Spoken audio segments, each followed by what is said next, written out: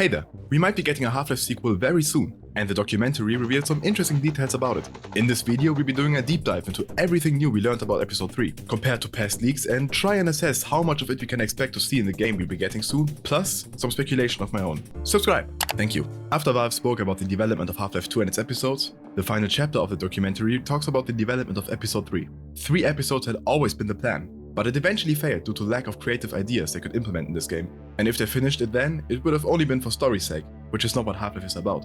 Valve wants innovation with each new installment. Half-Life 1 was revolutionary on all fronts. Half-Life 2 was revolutionary for its physics and facial animations. Episode 1 focused on Alyx and the dynamic between the player and her. Episode 2 added hunters and physics destruction. Admittedly, the episodes didn't innovate as much as the release of a main game, but Valve always made sure to include new mechanics in them anyways. The latest release, Half-Life Alyx, would have never happened weren't it for VR. With Episode 3 they simply struggled to think of something innovative, and eventually moved on to other projects like Left 4 Dead. And after that was done, they thought it was too late, which they admit now was a mistake.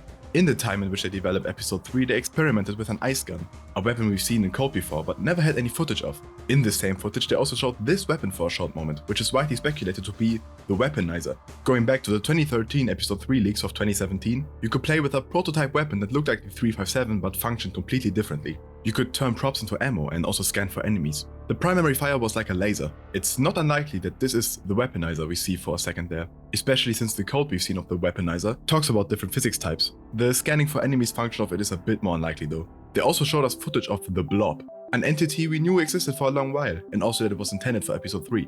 But we've never had real footage of it. We see it consume objects and creatures and move through great fences. It was later reused for the gels in Portal 2. This and the weapon seems more than good enough for another episode, for me at least. The developer team seems to disagree though, to some degree. They said that they were about 6 months deep into development, and that another 2 years would have been enough to finish the episode. The closing line of the documentary is Gabe saying this. I think that Half-Life represents a tool we have and promises made to customers to capitalize on innovation and opportunities to build game experiences that haven't been involved previously. And I think that there are no shortage of those opportunities facing us as an industry right now. This sentence is kind of written like a G-Man line, so I'll untangle it a bit here. In very basic words, Half-Life doesn't work without innovation. Valve has committed and made a promise to always push boundaries with Half-Life, and that in today's industry, there are plenty of opportunities to do so. Even more dumped down, we are working on the next Half-Life game. And I want to kind of speculate using the newly revealed things in the documentary alongside some past things to perhaps give us the last possible theory as to what Half-Life 3 will be, as it might just release soon. We got a huge bunch of new concept art, through which we can interpret some ideas that were at least at one point planned to be in Episode 3. But you can't build a theory based on concept art! Yes, that is true. I want to point back to one thing Mark Laidlaw said in this documentary. He said that if Episode 3 pushed to release, he doesn't know what it would have been. That he was not imposing a top-down story that had to be told, mentioning that whenever new features were made, they tried to evolve the story around it. They only ever had a few singular levels and beats of a story, but nothing resembling a full story. So if anyone needed further confirmation, Episode 3 truly was simply a fanfiction. But it doesn't mean it's entirely worthless when speculating, given the few story beats they had. And same goes for concept art. While we can't use it to interpret a whole story, we may be able to extract some of those story beats Mark Laidlaw was talking about, or strengthen ones we already knew about. Story beats that were at least at one point and may still be planned. Most of them involve the Borealis in some way, stuck inside an ice structure. From Episode 2 we learned that it's somewhere in Arctic regions, found by Mossman and the rest of the Resistance, and that it disappeared from Aperture Science's hands back in the day. Episode 3, the fanfiction Episode 3 written by Half-Life writer Mark Laidlaw, added that Aperture Science simply teleported it away because they feared the Combine would find it in their labs, even though we know from Portal 2 that this never happened, meaning it was probably most safe if it was to just stay in Aperture.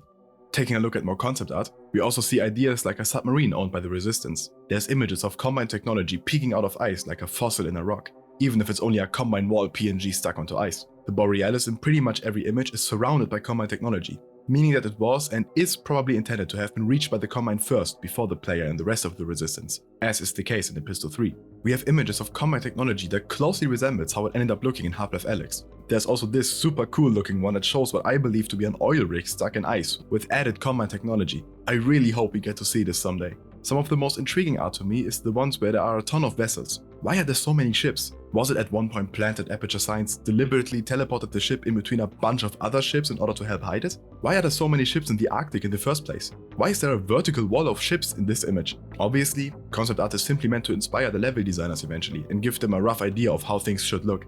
but the idea of many boats seems too common to be random. The images that don't involve the Borealis mostly showcase the scale of objects, with the Arctic being a rather uninteresting environment in most cases, similar to a desert. They seemingly plan to include huge objects in the distance in order to keep the surroundings interesting. Very megalophobia-inducing. One final thing worth mentioning is these spacecraft kind of objects next to whatever huge mechanical arm this is supposed to be. This looks like it's taken straight from Star Wars. We have yet to see any common technology like this aside from maybe the vault in Half-Life Alyx. Episode 3 has obviously gone through many iterations through its development, and as Mark Laidlaw stated, he and thus the rest of the team have no idea what Episode 3 would have been had it released, as they had nothing but a few levels and story beats. So let's go through the story beats we could extract and then evaluate them. Alyx and Gordon crash the helicopter in the Arctic. They eventually find the Borealis. The Borealis was already found by the Combine and is stuck in ice to a certain degree.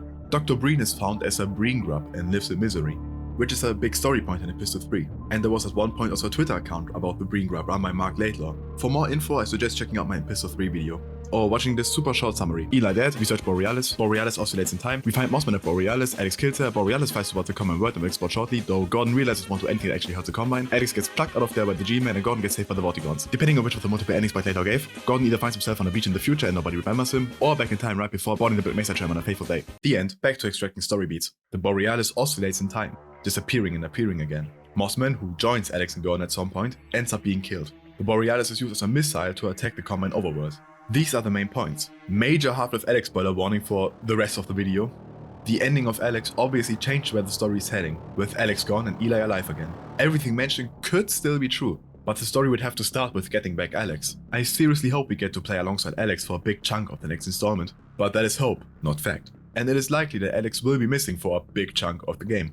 It's incredibly likely that we will visit the Borealis, and it will most likely also be stuck in ice, as is seen in most concept art, and also already found by the Combine, who are currently studying it. The Breen grub appearing is also very likely. It would be the perfect ending for Dr. Breen's arc, which is still open as of the ending of Episode 2. The Borealis being somewhat time-related is also incredibly likely. Mike Shapiro, voice of Barney and most importantly G-Man, offers the theory at one point in the doc that G-Man speaks the way he does because he experiences time differently. He could be in two places at once and experience both moments at the same time. Perhaps the Borealis oscillating in time will offer some explanations to how the G-Man operates and how time travel works as a whole. Mossman being killed isn't very likely. We will most likely reunite with her at one point in the story, but killing her? That's not as safe of a bet. Laidlaw himself offered some alternate ideas for a story after he released it, saying that Alyx would perhaps not actually kill Mossman and perhaps just push her into a time loop or portal bubble instead, leaving her fate open.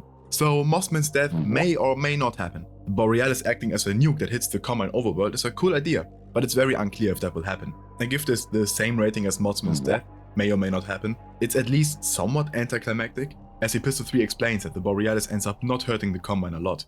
Okay, so we have the likely important story points of Breen grub and the Borealis hidden somewhere partly submerged in ice and the Combine already having found it, and the Borealis oscillating in time. After Half-Life Alyx, it's obvious that the G-Man will take on a more antagonistic role as well. We obviously can't talk about the next Half-Life without talking about HLX. If you want a super deep dive into HLX leaks, I recommend giving Gabe followers and Tyler McVicker's channel a visit. I'm gonna summarize very broadly. The protagonist will wield a gravity gun, wear an HEV suit, Zem will be heavily involved, dynamic weather, some mechanics that resemble open world elements, but the game most likely won't be open world, more like small open environments, which fits with old Episode 3 leaks. The protagonist is most likely Gordon Freeman. In this new Half-Life 2 render done by Darby Eng, who also made the original Half-Life 2 renders, we see this crisp 4K model of the gravity gun, not unlikely to be from HLX. It seems all but confirmed that HLX will be an actual sequel.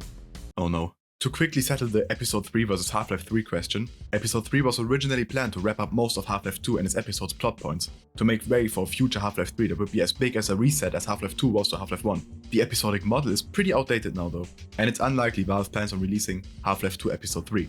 And now comes the new relevant information. It's especially unlikely Valve is planning to release it after merging the episodes into Half-Life 2.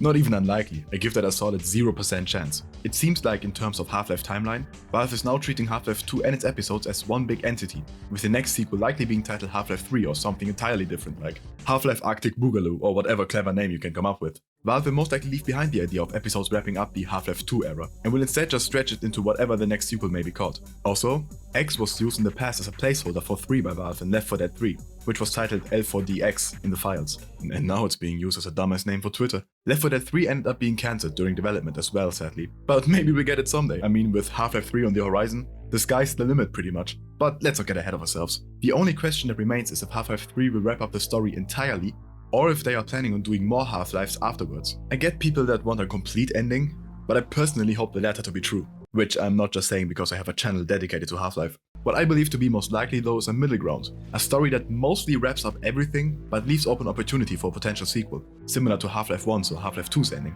Back in stasis, thanks to G-Man or maybe the Vortigons. HLX may also be another spin-off and not a sequel. I myself am somewhat hesitant to believe this anymore, but we can't know for sure. But assuming it's a sequel, we will somehow have Zen involved in it a bunch, which I'm not sure what that would look like, to be honest. Maybe that's how we end up getting back Alyx? I'm gonna give crafting a plot for a sequel a shot, but this is not set in stone at all, and your guess is as good as mine, so I encourage you to think of your own ideas in the comments. Here's mine though anyways. Even though I don't hope that Half-Life is operating on multiple timelines after Half-Life Alyx, it's currently my best guess for a certain unrelated thing, and one of two guesses as for a reason there's so much Zen involvement. I imagine that both Gordon and Eli saw the younger Alyx come in and change the trajectory of time, with the help of the G-Man, meaning they know time travel is real and that another timeline Alyx exists, which, separating these characters in the story, would add a bit more sense to Valve recasting Alyx for Half-Life Alyx, because it would mean they planned on having the past and current Alyx being completely different people essentially. The Resistance, mainly Gordon, would use them to either try getting to the other timeline, or to find a CEO Vortigon that helps them get Alyx out of stasis as they did with Gordon after Half-Life 2.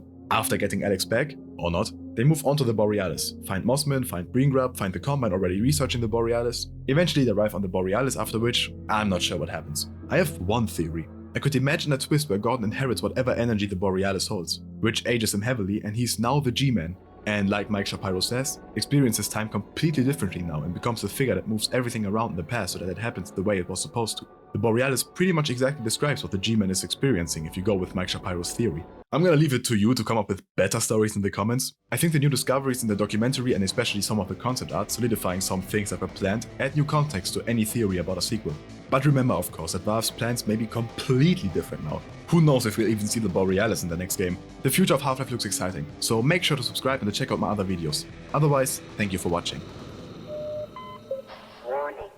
Vital signs critical. Seek medical attention.